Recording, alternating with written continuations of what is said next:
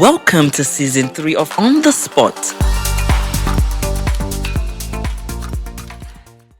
So I'm still on my Europe conversation and I am still in France. But coming all the way from Strasbourg, I am now in Paris, where I have my guest who came to France some 20 plus years ago, having fled a civil conflict in his hometown or home country, Sierra Leone. Now today, he runs and owns a logistics and transport company that is doing so well, I must add, here in Paris. He's going to share with us a little bit about his story, what it means having to be displaced, moving from a country in Africa to another in Europe, where he didn't understand the language and definitely did not understand the culture. My guest, Abdul Jalloh, joins me right here on the show. This is On the Spot. Welcome.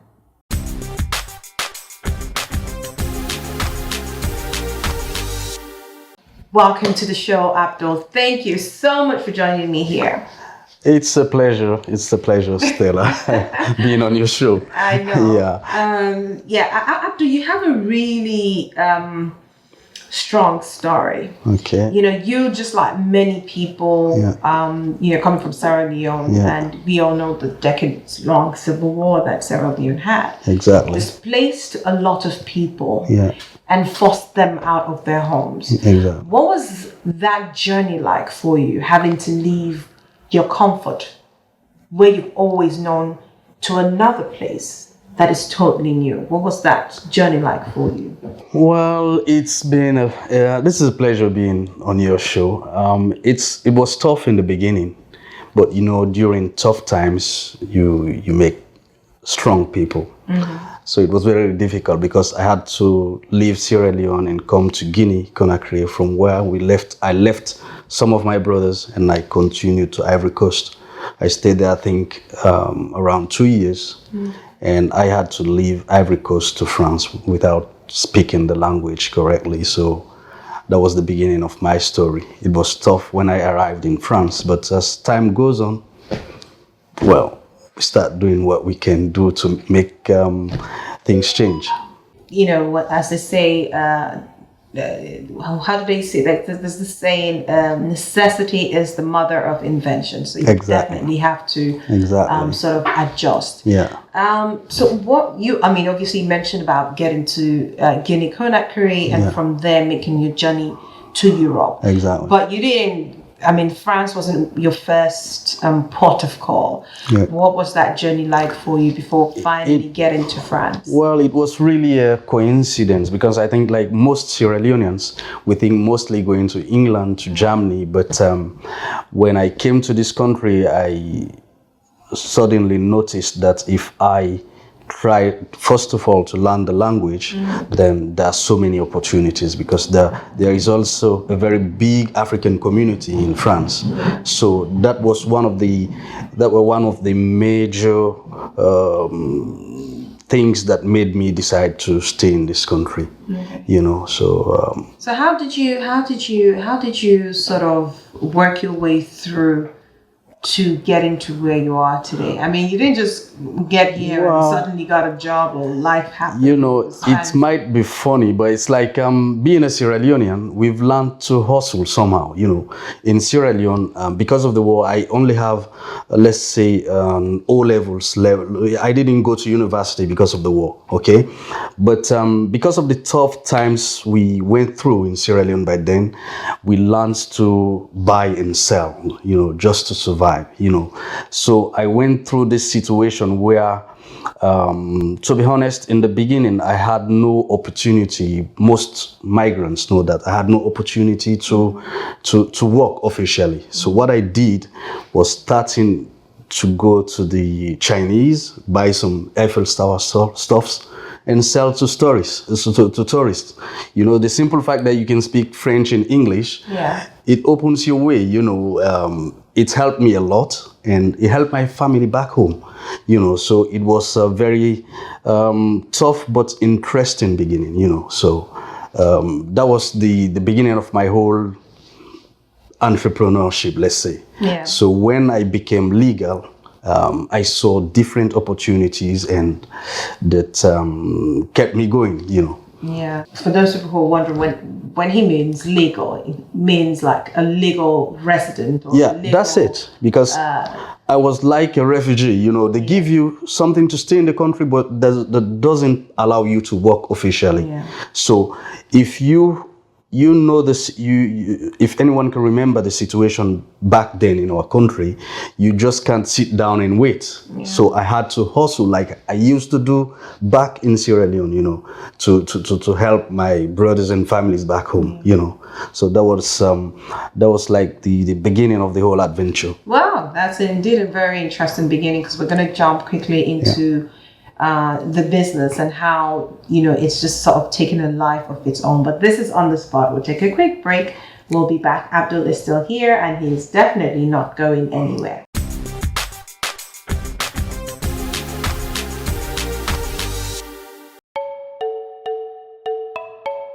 Anti-Corruption Commission, ACC, is the leading institution in Sierra Leone's effort to combat and control corruption. Our dedicated team is committed to preventing corruption through public education, rigorous investigation, and prosecution, which has seen Sierra Leone make remarkable progress in the anti-corruption ranking. We climbed 22 places in the Transparency International ranking and score over 70% for 6 consecutive years in the Millennium Challenge Corporation Scorecard. ACC operates toll-free hotlines for reporting corruption and ensures protection for informers and witnesses. We also establish solid whistleblower protection and reward scheme to recover ill-gotten gains. Together, let's fight corruption and uphold integrity for a better future.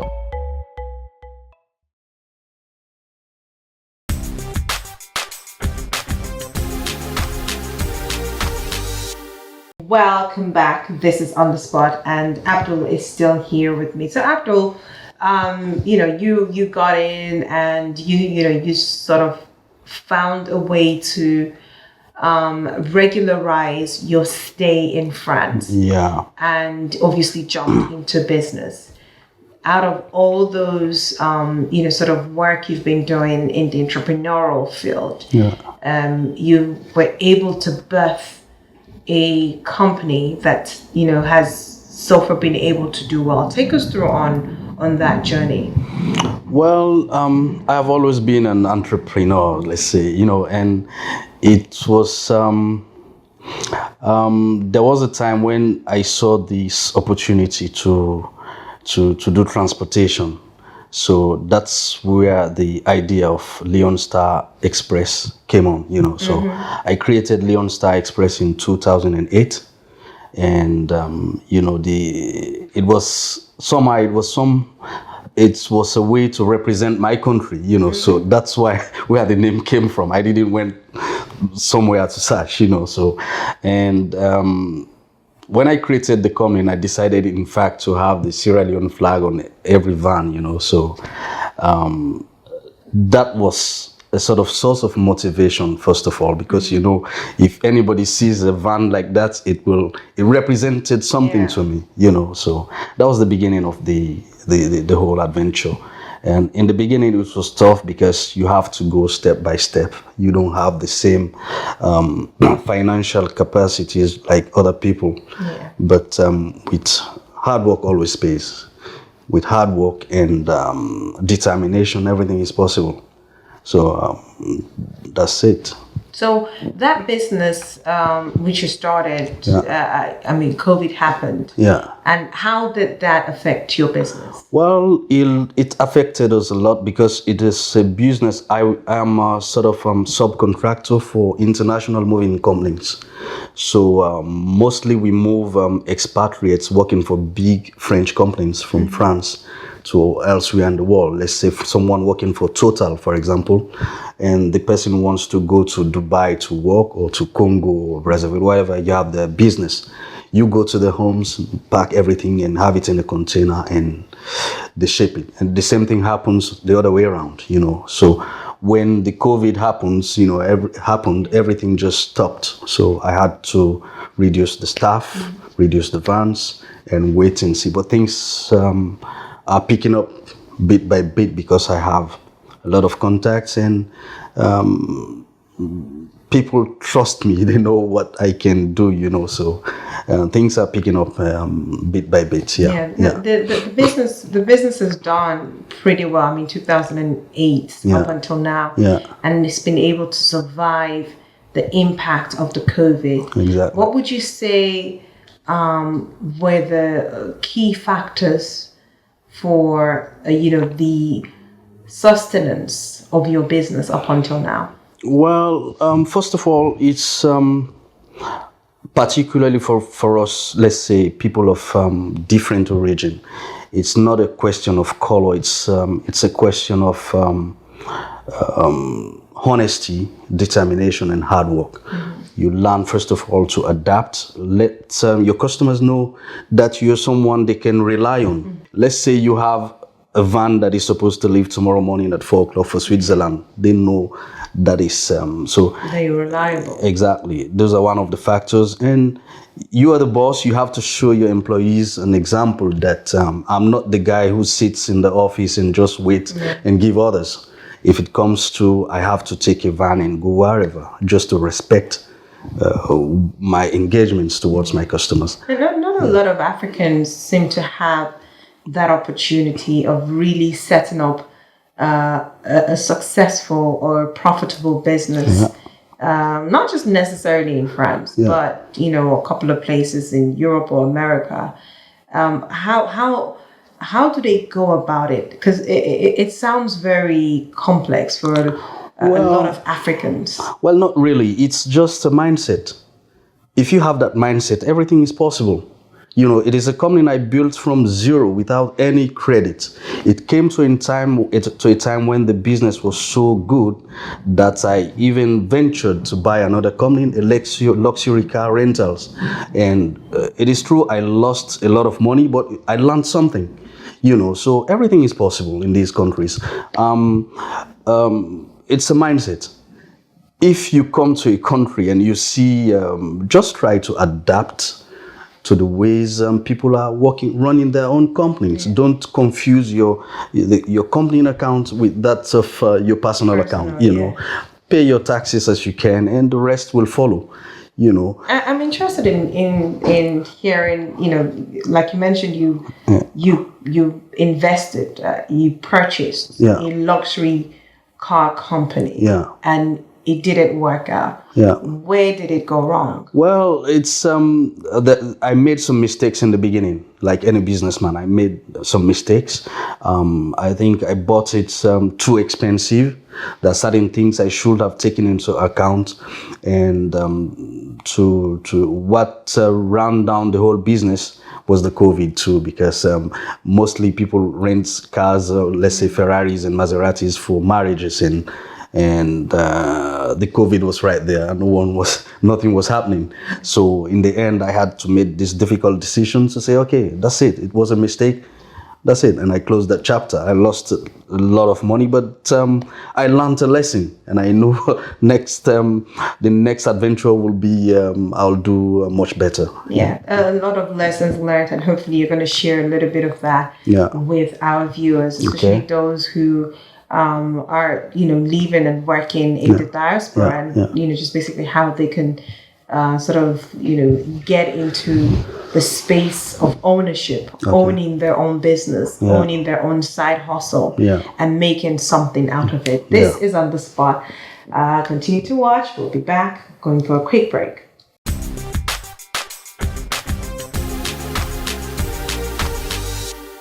Who knows what might happen tomorrow, next week, or even next year? But we do know that with Staco Insurance, whatever the future brings, we'll be there when you need us most, with outstanding customer service and prompt payment of your claim. Fire, motor, general accident, marine, life and medical. For now and for tomorrow. Staco Insurance, a passion for high standards.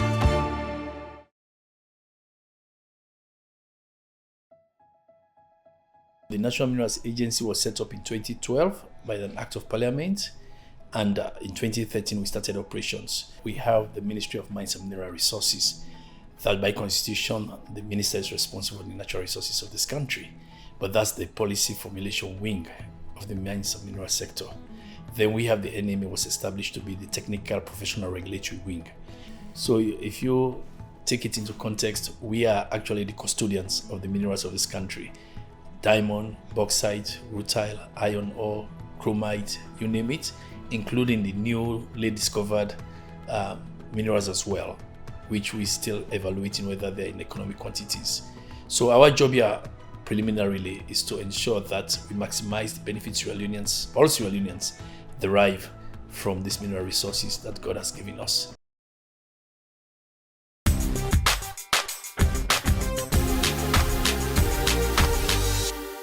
All right, welcome back. Abdul, we have been talking about, just sort of the business in general and how it's going. And we're going to talk now about, how, what are some of the lessons people can learn? Because you made a very costly mistake in business. Yeah. That cost you on the average how much?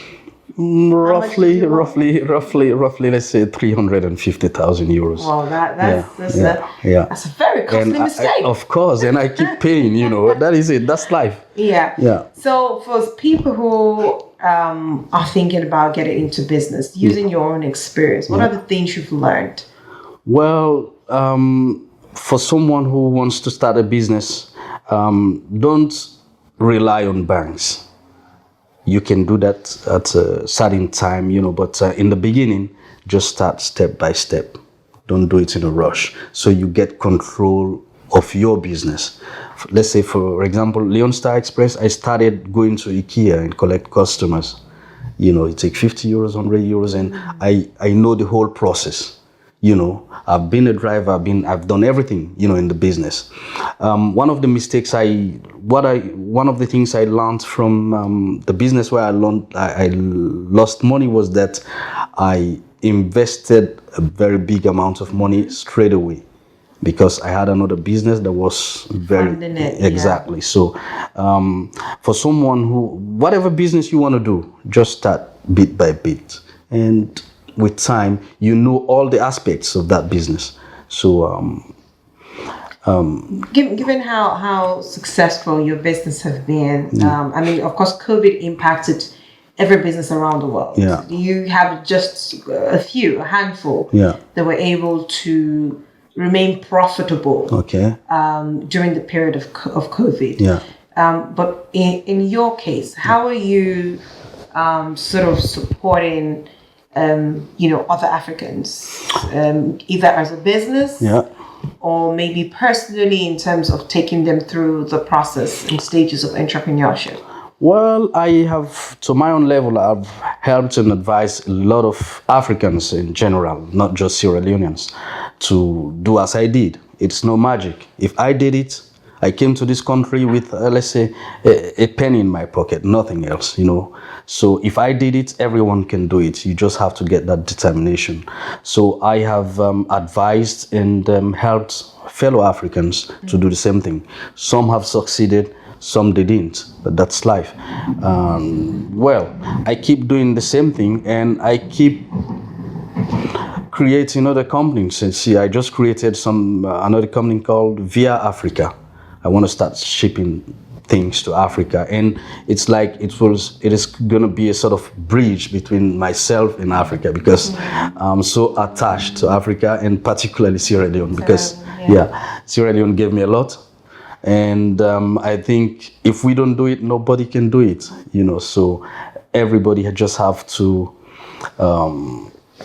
bring his own stone, to it. Because I was going to ask, obviously you're from Sierra Leone, and how are you sort of maintaining that connect with Sierra Leone? Because I know you haven't been to Sierra Leone for quite a long time. At least 10 years. That's so true. How are you maintaining that connect? How are you supporting communities back home? Well, I'm doing my best to through what I can through the associations we have in France, and I'm doing my best to help a few people back home. It's difficult because I really tried, for some time ago to create some businesses there, but it's when you're not in place, it's really difficult to handle. And what you should take into account too is that when you're an entrepreneur, it's not that easy to get, because you have to get somebody maintaining your business and go for 1 or 2, 3 months and come back. So that's the reason why. But I keep in touch with Africa. Do you think that's one reason why we are not seeing a heavy diasporan entrepreneurship intervention in Sierra Leone? Is it that there are no trustworthy people, or trust is very low in Sierra Leone? That is true. I agree with you. Trust is really low. Trust with, let's say you work with family members, you got the same result, and it's really hard to. You can only, I think, build up something if you're in place. Yeah. And we're faced with this challenge. It's like you can't be here in Europe and be there at the same time. Yeah. So you need to have trustworthy people. And I think the government has its own part to play to make sure, because trust me, there are so many people who wish to go. No one would like to see his country down low. Yeah. We all wish to go back and do some investments that can create employment and change the situation, the general situation of youths in our country. Yeah. Yeah. So quickly, as we round up, what do you think you'd like to see to make Sierra Leone an investment-friendly or investment-ready destination? I mean, as a Sierra Leonean who's looking to invest in Sierra Leone. Well, I think people back home know better than I do. But what I think is take examples from countries that are working, bring in the laws that everyone respects. We see what is going on in Rwanda, and we see what's going on in Ivory Coast, for example. The government and people in office have to show that example, and then the rest will follow. I'm sorry to say this, but we are all like sheep. People we follow good examples, and that's it. Let's say I'm a Sierra Leonean. I used to live within that sort of, I'm sorry to say, sort of lawlessness. You come to this country, and then you have to respect to the laws. Absolutely not. You eat something, you throw it in the bin. I think it's no magic. It's like when the rules are there, we just need to follow. So if we can get a situation where the government put things in place and encourages us to go back and invest, I think so many people will do it, and every little bit will make a difference. Yeah. Absolutely. Every little bit will definitely make a difference. Yeah. Thank you so much, Abdul, and wish you all the best with your new venture. Thank you so much. I'm looking forward to seeing how that venture is going to span, or how it's going to sort of turn out. Hopefully as successful as the Leone Star Express. Wish you all the best once again. Thank you so much. Is On the Spot. Coming up next are my final words.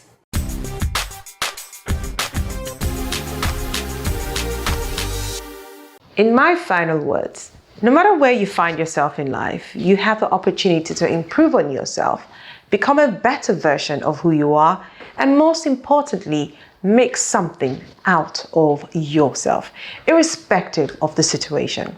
My guest came to Europe with probably little or nothing in his pocket. However, through hard work, persistence, consistency, tenacity, and the refusal to give up, today he has been able to start a business that has gone on to become highly successful.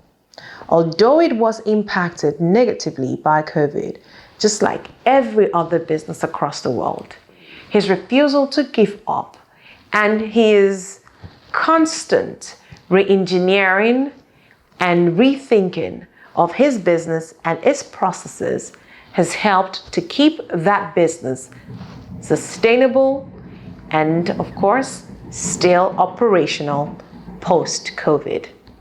We have all got to learn how to think out of the box, but most importantly, think that we can do it. Thank you for watching. This is On the Spot, still on my European series. Still more to come on the program, but you definitely do not want to miss it. So tune in next week. But until then, continue to stay fabulous.